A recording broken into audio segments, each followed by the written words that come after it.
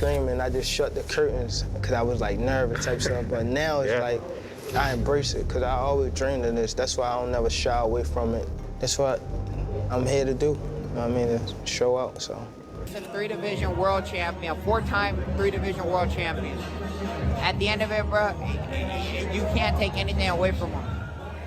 For him to prepare for what I'm going to bring to the table, and I'm just too sharp, too clean, punch way too hard, power in both hands. In their electrifying face-to-face showdown, Jake Paul boldly declares his unstoppable evolution as a fighter, promising to dismantle Gervonta Davis with ruthless precision. With unshakable confidence, he says every battle, every grind has shaped him for this defining moment. He's not just ready, he's built for greatness. But Davis fires back with icy composure, reminding the world that he's the total package: raw power, elite skill, and championship experience, making him one of boxing's most feared and profitable forces in the global fight game. Love, I know what I've learned in the past year with my new coaches, the shape I'm in, the power I possess, and I'm just in. Gervonta Davis embodies every trait of an elite boxing superstar, with thunderous knockout power in both hands, razor-sharp precision, and perfectly timed counter-strikes. He dominates every exchange with strategic control. His defensive reflexes are world-class, allowing him to predict and neutralize opponents before they even commit. Davis isn't just a heavy hitter. He's a calculated technician fueled by confidence, discipline, and championship hunger. He believes his complete skill set, mental toughness, and ring IQ make him unstoppable, destined to reign among the greatest fighters on the global stage. His training is taking a toll, but the cure is just as bitter as what ails him. I know I got to do it. 5 minutes? 5 would be good enough for you. They definitely went to the kids store and get it. That water ain't cold. We know that. I know, but... Get in the water, man. Just get in the water. You can't sit on the edge. Man, just get in there, man. Go. No, give me the towel. The highly anticipated showdown between Jake Paul and Gervonta "Tank" Davis is shaking the boxing industry to its core. This electrifying matchup isn't just a fight, it's a collision of two entirely different worlds. On one side stands Jake Paul, bringing raw size, power, and an undeniable weight advantage. On the other, Gervonta Davis embodies elite skill, lightning speed, and knockout precision refined through years of world-class competition. Experts everywhere are dissecting how Jake's superior frame could give him more punching power, a tougher chin, and physical dominance inside the ring. But in boxing, size only matters if it's effectively used. Davis, though smaller, possesses the kind of technical mastery, timing, and explosive movement that money simply can't buy. His experience, accuracy, and championship pedigree represent the essence of true boxing brilliance. When these two step into the ring, it's more than a fight. It's power versus perfection, strength versus skill, and the world will be watching every second of this billion-dollar spectacle. He spars people that are much heavier than him. And, man, that uppercut, damn. Well, who do you got? I would have to bet on Gervonta, because for all the little things, all that, and the fact that he's not old. Yeah. Yeah. I think he makes up for the weight situation. Okay, so this is the first time that Jake Paul's fighting an actual boxing champion, an active, young boxing champion. Everyone else he's fought was either way older or like, was it Tommy Fury, I think? Yeah, he was a legitimate boxer. Yeah. A legitimate boxer, but not a champion. Right. He's fighting a champion, although a very little champion compared to him. Yes. So this is sort of a, I don't know, man, like. If it wasn't Gervonta Davis, and it was somebody else in that weight category. It'd be ridiculous. Yeah, it'd be ridiculous. But Gervonta, I mean, technique-wise and heart-wise, that makes it interesting. Like, again, kudos goes to Jake Paul because it kind of worked its way up, even though the guy is so much smaller. Yeah, look, I mean, I'm happy that Jake is bringing excitement to the sport and so forth, but you just have these, like, people fighting bears, and there might be a boxing match with a weapon involved of some sort. Like people have sticks. Like I feel it's just getting more and more ridiculous. And really, outside of Crawford Canelo, there's really very little excitement over pure. Analysts highlight that Jake Paul has never encountered a fighter with Gervonta Davis's elite pedigree and explosive resume. Davis has conquered world champions, undefeated power punchers, and technically gifted opponents with devastating precision. He's faced every style imaginable, from rangy counterpunchers to heavy-hitting brawlers, and dominated them all. That's why experts agree Jake is entering the most dangerous test of his career. Even Jake admits Davis operates on a higher level, demanding complete transformation in skill, mindset, and discipline. This isn't just another boxing match. It's a defining moment that could rewrite his legacy or expose his limits. His public acknowledgement proves he respects the threat, understanding that one mistake could cost him everything. This fight, he's undefeated, highly skilled, most experienced fighter I've fought, top 5 pound for pound. So I have to have the best version of myself. I know how fast he is. I know how strong he is. I believe I'm stronger, more athletic, and that's my advantage going into the fight, but he pretty much has every other advantage. So I'm locked in, fully focused, feeling amazing already, and just going to put on a performance and have the biggest fight of 2025. Last one, I've seen some people say, oh, Jake, the goal here is just to survive. Knowing you, that's not the case. You're not going in there just to get through 12 rounds with Tank Davis. I would imagine you're going in there to win this fight. Oh, absolutely. Tank's going to be the one surviving. I'm going to, upset a lot of people. And again, they're going to have to say that there's some crazy excuse, fights are rigged. They can't use the steroid excuse because we have full-on random drug testing at any time. They could literally knock on my door right now. So they can't use that excuse. And obviously I'm suing people who say that the fights are rigged. Piers Morgan already had to retract his statement and kiss the ring. More lawsuits are coming for these people who are lying on my name because it's just simply not true. And we're willing to prove that in court. But I'm actually flattered that the only thing that people can chalk up these wins to is that the fights are rigged, because it's honestly the greatest compliment. But again, I'm going to knock this guy out and probably create one of the most viral knockouts. Public response to this fight is electrified with curiosity and debate. Many viewers claim it's not the matchup boxing truly needs right now, insisting the division is overflowing with elite, high-octane contenders deserving a shot at Davis. Yet, despite criticism, global audiences can't look away. The magnetic entertainment aura around Jake Paul transforms this bout into a viral spectacle. Analysts argue it may not redefine boxing's competitive legacy, but it undeniably ignites global buzz, drives record-breaking pay-per-view interest, and dominates social media discussions. Even after the final punch lands, this event will keep generating engagement, revenue, and headline-worthy controversy. Was at cruiserweight. Chavez Jr. was a former world champion at middleweight himself, and that sort of made sense. And it was a good win for Jake Paul. He come out there and he beats an ex-world champion. He gets a little bit of credibility, and you go, right, now you're heading in the right direction. You're starting to be, okay, all right, former champions, former fighters, but at least they're boxers. They're not MMA stars, and whatnot. So, yeah, I think that was a move in the right direction. Gervonta Davis is just a little bit of a freak show for me. Yeah, I agree, Spence. I mean, the size difference is a bit of an annoying one as well. But also as well, I hate when they put exhibition in it, because then you think how seriously they're really going to take it. I understand it because of the money involved, but realistically, if there can be a winner, Gervonta Davis should take him out, regardless of the size, pretty easily and pretty quickly. I agree, mate. Totally agree. Gervonta Davis is an active fighter. Like I say, still a pound-for-pound star. Very heavy-handed as well. He should have the movement, forget the size, to be able to slip inside and take Jake Paul out. That's the reality of it. But, yeah, I just find it all very, very strange. Look, I thought that an even stranger fight, to be honest, was Jake Paul versus Anthony Joshua. You look at that fight and go, who's going to sanction that? God forbid something happens to Jake. You know, I think that what he's doing for the sport is brilliant in his own right. You know, he's bringing new fans into the sport.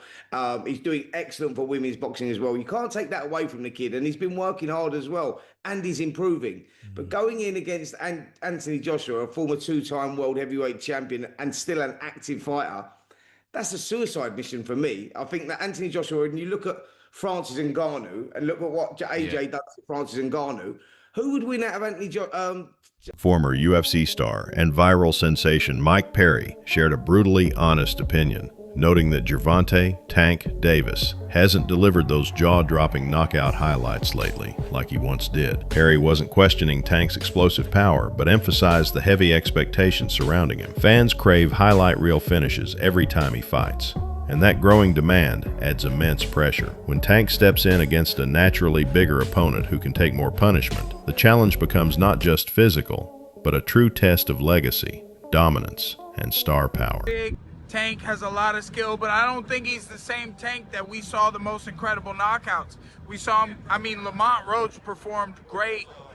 They went to draw, and, you know, I just don't know. And Tank walked away. I don't know if he loves it enough to beat a guy who outweighs him by 80. Respected boxing analyst Teddy Atlas recently shared his sharp insights, praising Gervonta "Tank" Davis for possessing one of the most complete and lethal skill sets in modern boxing. According to Atlas, Tank isn't just powerful, he's precise, adaptable, and strategic. Every punch he throws has intent, and his timing separates him from average fighters. Atlas emphasized that Jake Paul, despite his physical presence and growing fan base, lacks the deep technical experience needed at this level. When the bell rings, Atlas predicts Paul's size advantage will fade fast against Tank's refined ring IQ. In boxing, precision and mastery always overpower brute strength. Davis has conquered every style: pressure fighters, counterpunchers, long-range tacticians, and knockout artists, proving he thrives where others hesitate. Guy who, he's smaller, but he's a top fighter, he can punch, and he's fighting a guy who's not a top pro fighter, who's bigger. What if he hits him on the chin? What if he hits him on the chin? It'll wind up selling. And that's what'll wind up selling it. The what if. What if Tank makes him do a cha-cha? He hits him on the chin, and Jake Paul, we're going to find out if he can dance. Whoa. You know, do the cha-cha. That's what's going to sell it. And you can't argue that what if. You can't. I know I get to places that other people won't go and everything else. They just dismiss stuff because it's easier to do that. It's safer to do that. You don't have to bows and arrows coming at you from people that argue with you because you did that. But I don't care. I've had bows and arrows my whole life. I don't care. But that's true. That what if? What if this guy who is a real good puncher, who is one of the best fighters in the world right now, what if he hits him? What if he makes a miss and he counters him? Or he jumps up in the air. Bang! And he hits him. Sid Terrace was a great fighter. No, not the 1700s, but years ago. And Cus D'Amato told me he loves Sid Terrace. He said, Teddy, he used to jump up in the air and hit you with 3 jabs. I said, whoa, man, Sid Terrace. All right. Anyway, look, I can't finish without saying that it did invoke some memories and thoughts that we've been here before in a different way, where Jake Paul's brother fought Mayweather. That's not forget. And I'm not saying I like that either.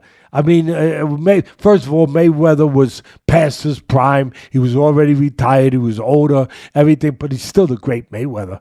And Mayweather was fighting a guy, 50-pound difference, 60-pound difference, whatever it was. And that size made a difference. It allowed Jake Paul's brother to be in there and be able to last with a smaller man, a smaller, older, greater fighter. Who's mostly was concentrating on defense more than just offense. It's kind of like we've seen this already in that version of it, and we didn't really like it. I don't think I liked it that much. Former rival Rolando Romero praised Gervonta "Tank" Davis, admitting that Davis has achieved milestones most fighters dream of in an entire career. Romero emphasized that Tank's power isn't limited by size. He's repeatedly hurt and dominated bigger, stronger opponents. This shows fans that moving up in weight is nothing new for him. Davis has already proven that skill and knockout precision outweigh any physical disadvantage. According to Romero, Tank stands among the world's elite boxers, fully capable of silencing critics and delivering explosive, money-making performances under the brightest spotlight. Jake Paul might be too big for him, or Tank might crack him. You don't know. Like I said, or as an exhibition, we don't know if they throw at each other or not, or we don't know. I don't know. I can't give an opinion because I don't know what's going on. Do you think it impacts, will it impact Tank's legacy if Jake Paul were to beat him or even knock him out? Dude, Tank's a 3-division world champion, 4-time 3-division world champion. At the end of it, bro, you can't take anything away from him. You know, some people trying to give, that's fair, some people trying to give Tank a hard time. They're saying he should have took a fight with Lamont Roach or Shakur Stevenson. But when you think about it, do you think this is business and look, he's getting a bag, or is there some validity to people saying that he ducked Roach? I mean, there's still other options, you know. It's bro, you can't be mad at somebody for doing what they feel is best for them. It's the same way Roach feels Tank is the best option for him. Same way that Stevenson thinks Tank's the best option for him, or all this stuff, right? At the end of it, bro, we just want to do what's best for ourselves, right? Facts. Right or wrong? Facts. So just do what's best for you. Yeah, no, I mean, me personally, it don't matter what my opinion is, but I don't think get the money while you can get the money is my opinion. But you know, some fans are going to have a hard time. No, it's not even about the money, though, man. It's regardless of anything, yeah, get the money when you can get the money, but it's not even about the money. There's so much more to this sport in this world than just money, man. It's just do whatever you feel benefits. Talks surrounding Gervonta Davis's future are heating up, sparking major buzz across the boxing world. Many insiders suggest that Tank might hang up his gloves after this showdown. Sources close to him hint that his mindset has shifted. Davis has conquered the sport. World titles, sold-out arenas, and viral knockouts define his legacy. But now, his focus seems to be on generational wealth, family, and inner peace. He's already built fame and fortune, and stability may be his new prize. If these reports are true, this fight isn't just another headline event. It's a legacy moment, a possible farewell where Davis exits boxing's stage still undefeated, powerful, and on his absolute peak. What you making? Again, there's nothing wrong with Tank going to get his money, but let's all be clear that that's all the fight is for Tank. He's telling you without telling you that he's fighting Jake just because he's getting $40 million. So when we talk about boxing being dead, Tank has to line up at the front of the line. I can't blame him, but don't throw around, oh, boxing's dead and people switch sides and all of that. You chose not to be great. That's it. You chose not to be great. Stuff like that, choices like that will kill boxing, for sure. On a competitive level, it won't kill it on a business level. On a business level, until people run out of interest in these kind of matchups, it'll do well. On a competitive level, choosing not to fight the best will kill the sport. So maybe it's better if people like Tank aren't in the sport. And I don't even say that because I want that to be the case. I think Tank is ridiculously talented, but you can't want a fighter to fight more than what they want to. You can't. Tank fans or Tank people that like Tank and think he's one of the best, you can't want it for him. And then Shakur came back with, that's how I know you soft. I can't even go back and forth with you soft ass. You rather pop to me on social media than get in that fire and get embarrassed. I get it. Peace and blessings upon you, cuz. He says, the people got you chest out so bad. You talking like you a killer, forgetting that you the one that runs, bitch. I'll be bring the fight to you. This dude, a made-up character. Quote, blessings upon you. Clown-ass dude, wanna be Kevin Gates? Oh my goodness. I mean, here's the thing though. You can't say that stuff about Shakur if you're not willing to fight him. This is the point I think that we're going to come to today, is that Tank can say all this stuff he wants, but if you're not willing to fight Shakur, then none of it means anything anymore. Even if you believe that Tank is going to knock him out, even if you believe that Shakur's a runner, or that he's not in the trenches, or he's not a boxer that's willing to bring the fight, or whatever, none of it matters. You're talking from the sideline because you won't fight him. What does that say about Tank? If you talk all that stuff, you better. Analyst Max Kellerman confidently claims that Gervonta "Tank" Davis accepted the Jake Paul showdown for more than just competition. It's about money, legacy, and marketing power. According to Kellerman, Tank saw an opportunity to secure a high-revenue fight that offers global exposure without the burden of mandatory defenses or risky tune-ups. Facing a social media megastar like Jake Paul means pay-per-view explosions, viral headlines, brand partnerships, and a financial payout large enough to redefine boxing economics. For Davis, this could be the ultimate reward for years of dedication, blood, and sacrifice in the sport.